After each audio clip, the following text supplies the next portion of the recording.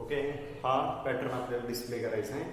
Right a program to print following pattern. आणि pattern असा आहे, फर्स्टली इथं काय घेतला आहे तर पहिला इथं ए घेतला, नंतर ए नंतर काय घेतलेलं आहे बी आणि सी घेतला इथं, नंतर डी ई एफ, नंतर नेक्स्ट वन घेतला जी एच आय आणि जे, असे पॅटर्नमधले घेतले. तर ह्याच्यामध्ये एकही लेटर परत रिपीट होणार नाही आणि रिपिटेशन आपल्याला अवॉइड करायचं आहे. सो या एक्झाम्पलमध्ये A B C D E F G H I.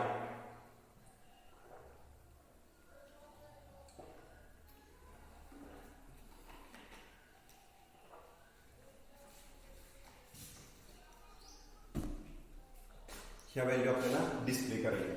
So program काय आहे, hash include stdio.h, then hash include conio.h, then hash include while main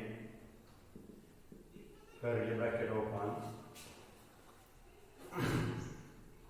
Here first a integer I comma j, next one clr scr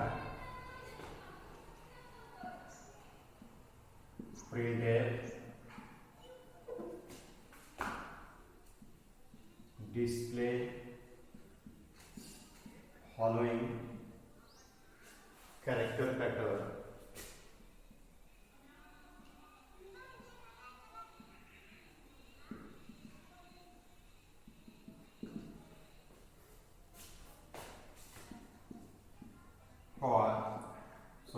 For I is equal to 65,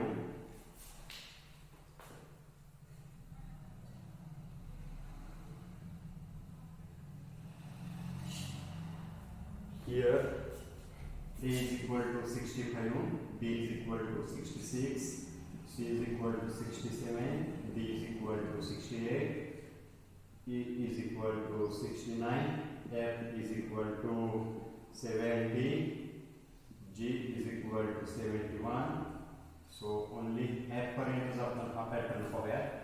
तर त्याच्यामध्ये हा F that means 70 value will be obtained here. So next one value or next one variable declared here k.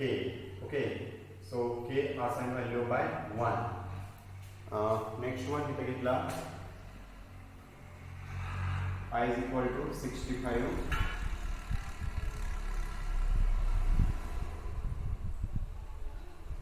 I is equal to 70, I plus, then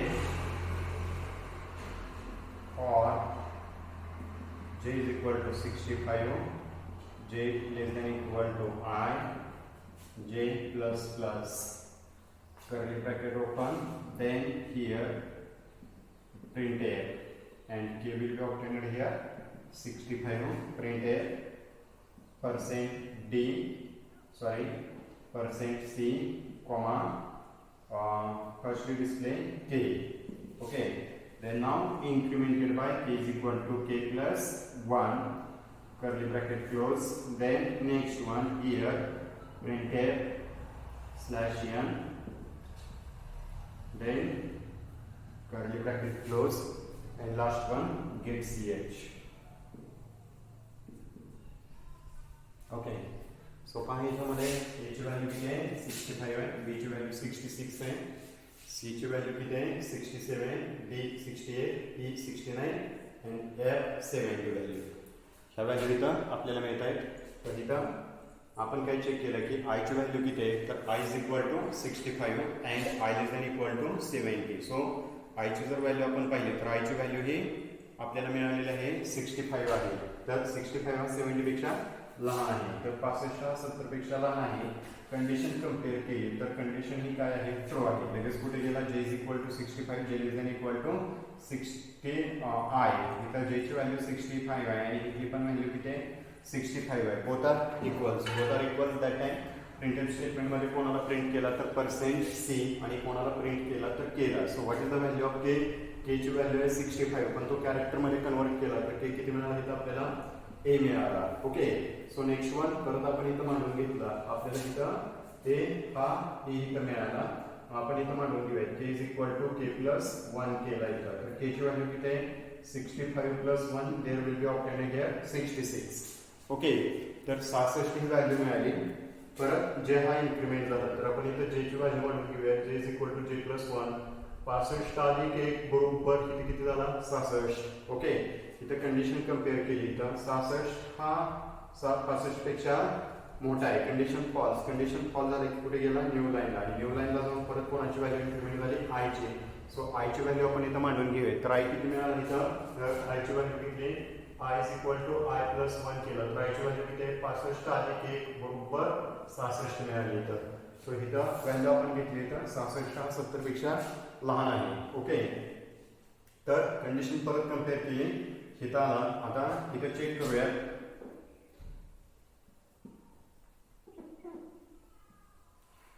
जे ची value आहे 65 आणि I ची value आहे 66. 65 हा 66 पेक्षा लहान आहे. कंडिशन ट्रू झाली. कुठे गेला? प्रिंटेड मध्ये %c आणि के. तर ऑलरेडी के किती मिळाले आपल्याला? तर के मिळाला इथं 66 आणि 66 ची व्हॅल्यू जी आहे ती म्हणजे कोण मिळाला? बी. परत एकदा इथं के हा डिस्प्ले केला. परत के ची व्हॅल्यू इथे इन्क्रीमेंट केली. आता के ची व्हॅल्यू किती आहे? तर 66 अधिक 1 बरोबर इथं किती मिळाला? 67 मिळाला. ओके, 67 मिळाला. परत आणखी एकदा जे इन्क्रीमेंट झालं. सो जे ची व्हॅल्यू किती आहे? तर 65 अधिक 1 इथं 66 मिळाला. आता हा जो आहे तो 66 is equal to 66. both are equals that time condition is true, so they will be executed its printf statement. आता या printf statement मध्ये काय मिळेल? printf slash %c मध्ये के हा प्रिंट केला तर %c मध्ये जी व्हॅल्यू आहे के ची, तर के ची व्हॅल्यू किती मिळाली तर 67 आणि 67 ही व्हॅल्यू कोणाची आहे? तर सी ची व्हॅल्यू आहे. परत आणखी एकदा के हा इन्क्रीमेंट झाला. 67 plus 1 that means they are obtained here 68. परत इथं जे इन्क्रीमेंट झाला 66 अधिक 1 बरोबर 67 ही व्हॅल्यू मिळाली. आता इथं कंडिशन कम्पेअर केली. 67 हा 66 पेक्षा मोठा आहे. Condition false. If the condition is false then go to incremented by i's value. So I will be obtained here 66 plus 1 that time they are obtained here 67 value. Okay, 67. So compare here 67 is less than or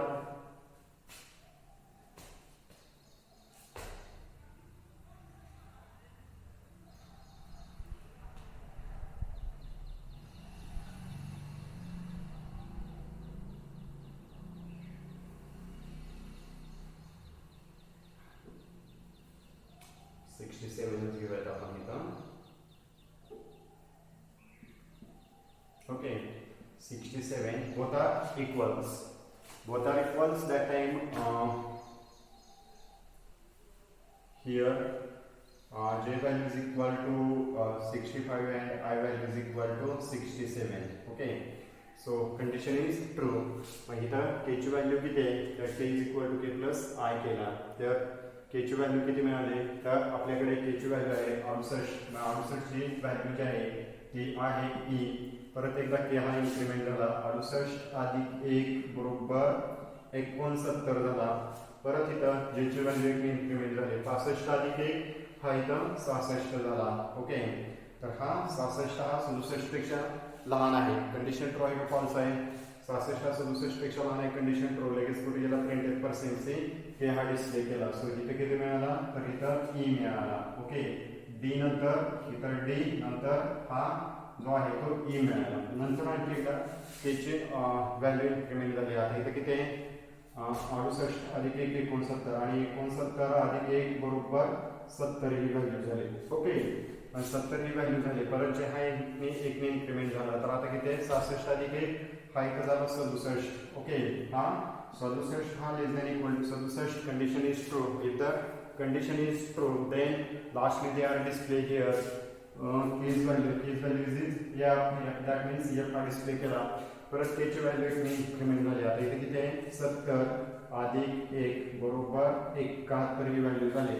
त्याच्यानंतर आणखी एकदा त्याची परत आणखी एकदा जे हा increment झाला. सो जेची व्हॅल्यू किती आहे तर 67 अधिक 1 बरोबर 68 आणि मग इथं जर चेक केला की 68 हा 67 पेक्षा लहान आहे का तर 68 हा 67 पेक्षा लहान नाही तर 68 हा 67 पेक्षा मोठा आहे. Condition false. मग न्यू लाईनला गेला आणि आयची व्हॅल्यू इन्क्रीमेंट केली. आता आयची व्हॅल्यू किती आहे तर 67 अधिक 1 बरोबर 68 झाला. कंडिशन चेक केली आणि कंडिशन इथं चेक केल्यानंतर ती कंडिशन फॉल्स झाली. कंडिशन फॉल्स झाली की आपल्याला जे आउटपुट आहे ते आउटपुट आपल्याला काय मिळालं तर हे जेव्हा आपण रन करतो तेव्हा प्रोग्राममध्ये आपल्याला आउटपुट मिळालं. तर ते आउटपुट आहे ABCDE F. ह्या अशा पद्धतीचं आउटपुट आपल्याला आपल्या प्रोग्राममध्ये मिळालेलं आहे.